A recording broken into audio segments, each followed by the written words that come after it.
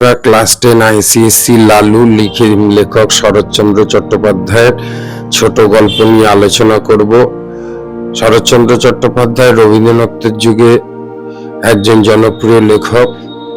তিনি 1876 খ্রিস্টাব্দে 15 সেপ্টেম্বর হুগলি জেলার দেবানন্দপুর গ্রামে শরৎচন্দ্রের জন্ম হয়। আর তার উল্লেখযোগ্য উপন্যাসগুলি হলো বিন্দুর ছেলে, পরিণীতা, পণ্ডিত মশাই, মেজ দিদি ইত্যাদি। এছাড়াও তিনি কিছু ছোট গল্প লিখেছেন। তার উল্লেখযোগ্য ছোট গল্প হলো মন্দির, মহেশ, অভাগী স্বর্গ ইত্যাদি। সংক্ষেপ নিয়ে আলোচনা করলে দেখা যায় লালুর ছোট গল্প। শরৎচন্দ্র চট্টোপাধ্যায় লালু একটি দুষ্টু বুদ্ধি সম্পন্ন ছেলে, যার মাথায় সবসময় দুষ্টু বুদ্ধির উদয় হতো। একবার একটা রাবারের সাপ নিয়ে সে তার মাকে এমন ভাবে ভয় পাইয়ে দিয়েছিল যে মা হাত পা মচকে 7 দিন অসুস্থ ছিলেন। সেই সময় তিনি বাড়িতে মাস্টার রেখে তার পড়াশোনার কথা বলেন, কিন্তু লালুর বাবা তাতে রাজি হয়নি। তবে তিনি একটি শর্ত দিয়েছিলেন, যদি লালু ক্লাসে প্রথম না হয়ে দ্বিতীয় হয় তবেই তিনি তাকে বাড়িতে মাস্টার রেখে পড়াবেন। যাই হোক, মায়ের এইরূপ ইচ্ছার জন্য লালু মায়ের ওপর রেগে যায় এবং মাকে জব্দ করার জন্য তিনি এই ফন্দিটা করেছিল।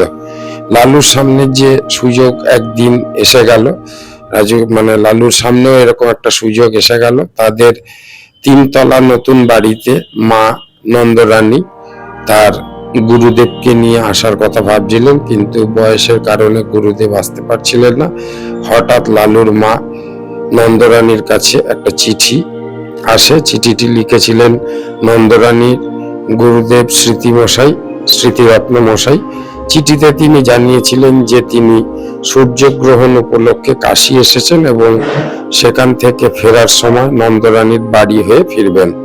পাওয়া মাত্রই নন্দরানী গুরুদেব আপ্যায়নের আয়োজন শুরু করে দেন। 1 তলার একটি ঘর পরিষ্কার করে সেখানে গুরুদেবের পুজো করা এবং শোয়ার ব্যবস্থা তিনি করেন। গুরুদেব যথাসময়ে হাজির হলে নন্দরানী তার সেবা যত্নে কোনো ত্রুটি রাখলেন না। গুরুদেবের খাওয়া শোয়ার বন্দোবস্ত করে তিনি শুয়ে পড়লেন, কিন্তু মাঝরাতেই হলো বিপত্তি। বিছানায় শোয়া অবস্থায় গুরুদেবের পেটের ওপর ফোঁটা ফোঁটা ঠান্ডা জল পড়তে শুরু হয়। গুরুদেব মনে মনে ভাবলেন, হয়তো বাইরের ঝড় বৃষ্টির কারণে ছাদ ফুটো হয়ে জল পড়ছে।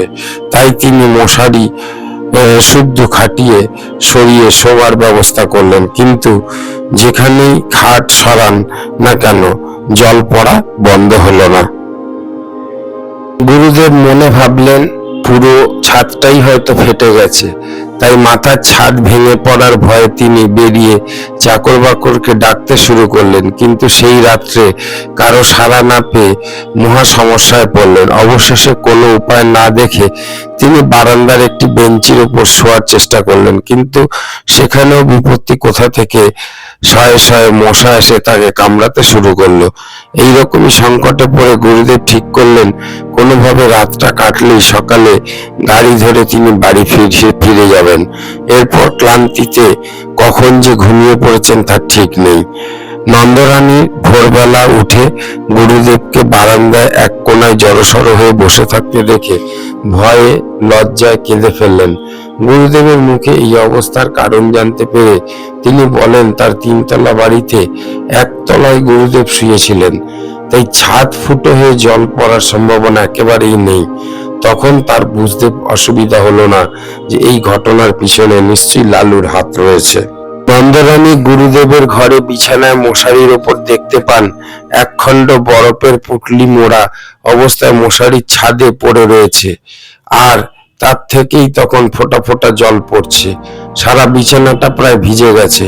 প্রচন্ড রাগ এবং অভিমানে ক্ষিপ্ত হয়ে নন্দরানী চাকর বাকরের হুকুম দিলেন, যেখান থেকে